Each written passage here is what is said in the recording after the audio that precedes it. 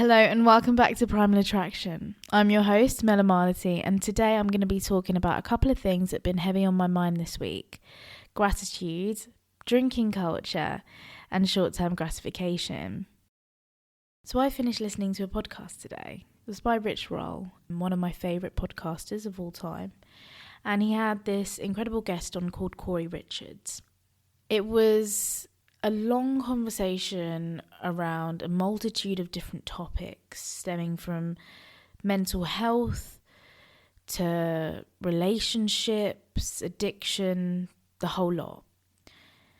The thing in this conversation that really stuck out to me and really resonated was kind of the sign off, the last 5 minutes really, when Corey started to talk about gratitude. Now, if you haven't listened to Rich Roll before, I urge you to go and listen. He's incredible, and the guests that he has on are also the same. I've learnt so much from listening to him. Corey spoke about the gratitude that he held for being able to wake up each morning, and that struck a chord because of something else that I'd seen maybe a couple of months ago now, of this really silly TikTok, one of those reels that, you know, people do on like frat boys after a night out kind of thing. But it was actually quite profound information. I'm probably gonna butcher this, but I'll paraphrase it the best I can. So the interviewer goes up to some random geese in the street and says, "If I said that you could have £4 million tomorrow, would you take it?" Of course you would, yes. There's no other answer to that question. Okay, that's fine. Now, what if I told you that you can have the £4 million, but the following day you don't get to wake up? He said, absolutely not. A, how are you going to spend that much money in that much time? B, no. Fundamentally, it's a big fat fucking no. So then the interviewer goes back and says, "So that means that you value waking up each morning at £4 million?" To which the interviewee obviously says, "Well, yeah, I suppose so." And then that is kind of a light bulb moment itself, right? Of, shit, okay. So no amount of money on the earth anyone could offer me, 1 billion, 1 trillion, whatever. If the result is I die, would I take it? No, of course you wouldn't take it, right? It's not even a question. So, do you treat your days like they're worth £4 million? Do you wake up each morning and go, okay, my existence here, it's worth 4 mil. How am I going to live it today? Am I going to bum out? Am I going to be unkind to myself? Am I going to bail on that thing that I promised to do? These are the questions that I'm trying to implement into my routine and really think about, okay, I've been given this life. How the fuck do I want to live it in a way that is respectable and gives me pride? And I know that those two words can be kind of detrimental at times, or they feel detrimental in a sense of respect. Okay, whose respect am I trying to earn? And pride, why am I trying to be self-absorbed like that? Well, the respect isn't something that I demand nor expect from anyone else. The respect is something that I want to have for myself. And I think that in the last episode I talked about addiction and kind of falling off the bandwagon and stuff. And a lot of that stems from a lack of self-respect, right? When you don't respect your own rules, your own boundaries, of course you're going to test yourself. You're going to push yourself and you're going to break the boundaries. And that also comes from a lack of discipline. Those things aren't conducive to a positive life, in my eyes anyway.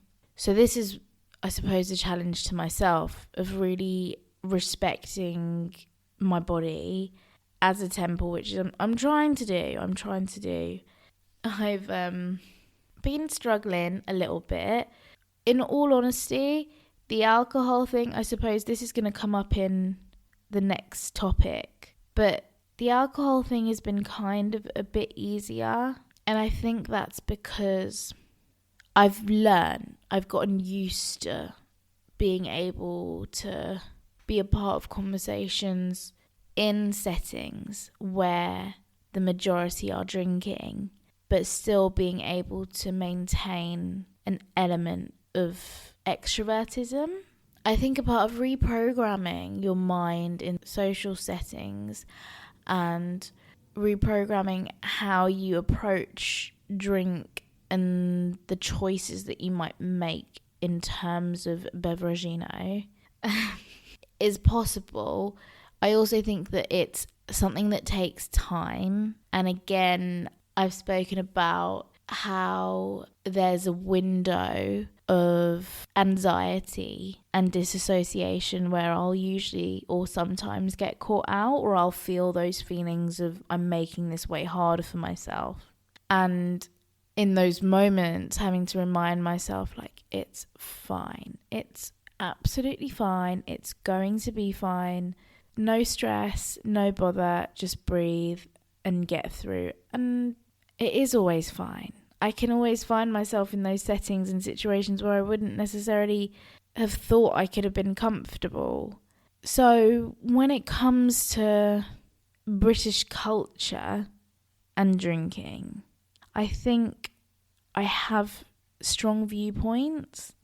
Now, I don't want it to seem like I'm thinking that I'm better than people that drink. That's not the case at all. If anything, I'm somewhat jealous of the fact that it's not as difficult for them and it's not as a fearful thing for them as it might be for me. As I've spoken before, there are things about drinking, whilst I love it, that I don't want to be a part of anymore, or for the moment at least. One of the big things being I don't want to end up like my dad, and the other thing being at its core it's just not healthy. It's not good for my body or my mind. If anything, it makes me more cloudy and anxious in the long term. We're going to shift gears and we're going to think about short-term gratification. I thought about this when I was out last night. And I found myself in that window again. And I was like, I need a cigarette. But then I was thinking and I was like, oh, Melanie, you're doing so well and you're on quitting that. Like, why would you want to risk it all for one cigarette? And it was like, because I want peace. I want peace for a split second. I want to go outside, stand in the miserable cold and feel space. And instead of honouring that feeling of needing space, I felt like I needed an excuse to justify needing the space to go and do that. Instead of just listening to my own boundary and thinking, I'm going to go outside and I'm just going to take a breather and get some actual fresh air. So actually I just had a mini breakthrough there of what to do in those situations, which is go outside, fucking take a lap. Because the reality of smoking as well is none of it's conducive to health.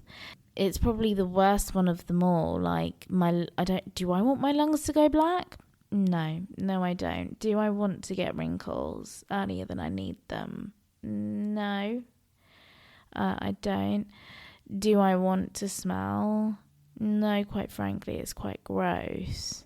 And the yellow nails, I think I can go without. And the same goes for vaping. I don't want to touch that shit either. Like, that stuff's been tested way less. At least with a cigarette, I know the kind of shit I'm letting into my body. With a vape, I have no fucking clue is what I say to people. But I know it's a little sweet treat. It's just not a treat for me. In terms of short-term gratification when it comes to things other than substance and drink, when I first started gymming and like having this pretty crazy schedule, I had this like vision in my head. Now, it wasn't manifestation, it wasn't anything like visualizing the person that I wanted to be. It was a scene from an Indian movie called Mary Com, I think. I can't remember. It had Priyanka Chopra in it. She was playing a Nepalese boxer, a female boxer, who won the Olympics or something along those lines. I watched this movie a very long time ago, so I can't remember the storyline. But in essence, there's a scene, I think Mary Com's wearing like, I can't remember the colours, but it was like the blue and the red. I imagine that I am both the blue and the red. So I imagine that the red is on the winning corner and the blue is the losing corner. Now, both of those people are me. One side, the red side, we have Melanie, but powerful and strong. The Melanie that's like, yeah, we got this. Yeah, we can fucking do this, bitch. You're tired? That doesn't matter. You can do this. Girl, just fight.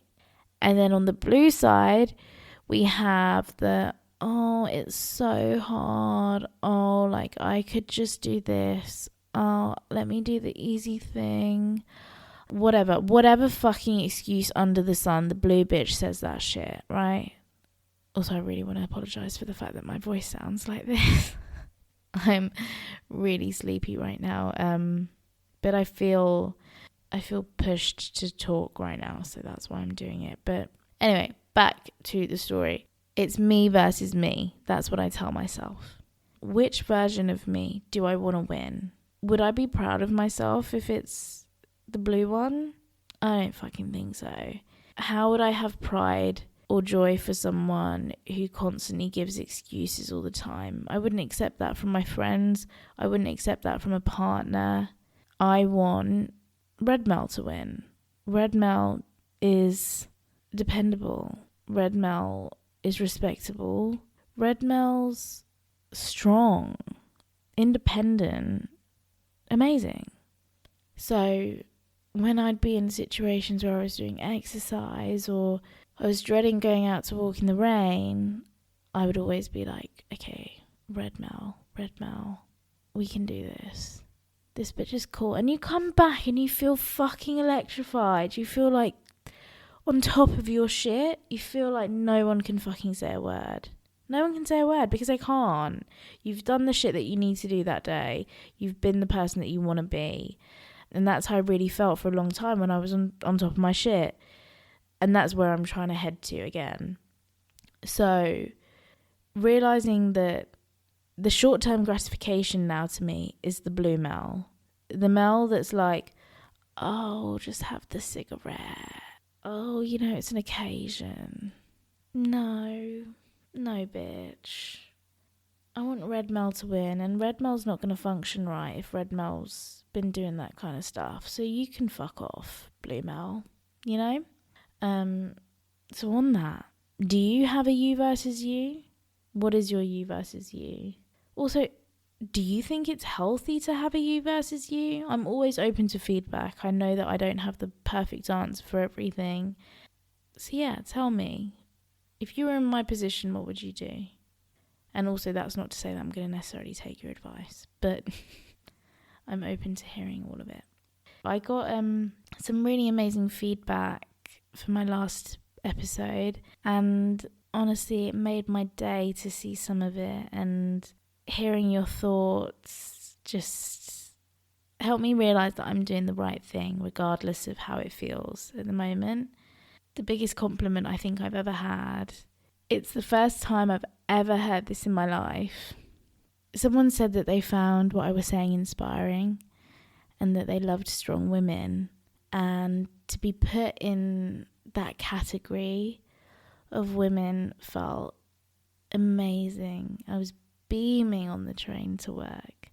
And it highlighted to me that regardless of how you feel at this present moment about yourself, someone else might see you in a completely different way. To me, I'm figuring it out. I feel weak. If I'm going to be truthful, I feel weak. I feel dysregulated. I feel vulnerable. But I also feel pride in those things, actually, because despite me feeling all those things, I'm still here. I'm still doing it. And I'm still showing up. Now, at times I feel like I'm not trying my hardest, and I want to say that's okay, but I feel like it's not enough sometimes, and I should push myself more. But to realise that it's strong to feel those things as well, and know that. And I know that one day I'll be in another position and I still won't feel like a strong woman necessarily. I'd like to think that I would, but there's the chance that I won't, and I'll have the figure or the lifestyle or the whatever, and I'll be in a similar mentality of, but I don't have this and I don't have that. But the reality is, current Mel now, me, will look at that Mel and be like, damn, that's what we're working towards. That's who I want to be. So I need to remind the future Mel to look back and realise where she's come from, because I do that often now. I have like a little diary on Instagram where I just post for myself. I have no followers. I don't follow anyone. And sometimes I just scroll through that and I see how far I've come and these important milestones. It didn't feel like milestones at the time, but in hindsight is such a magical thing to me. Hindsight is wonderful. It's also terrifying. It's beautiful. In essence, what I'm trying to say is the strongest of women might feel weak at times, and the weakest of women, they don't exist. We're all strong in our own ways. We all have our own battles and demons that we're facing. Obviously, all of this goes for men as well. It's just how we choose to show up and how we choose to fight them. So are you going to be a red you or are you going to be a blue you? Take each day as it comes, but who do you want to win? Who have you got your bets on? Anyway, thank you so much for listening. I hope you enjoyed. If you did, please leave a review, a like, follow, press the little alarm thing, the alarm bell. It keeps you notified as to when I release a new episode. But anyway, have the most glorious day. I hope you feel good and do something nice for yourself. Bye.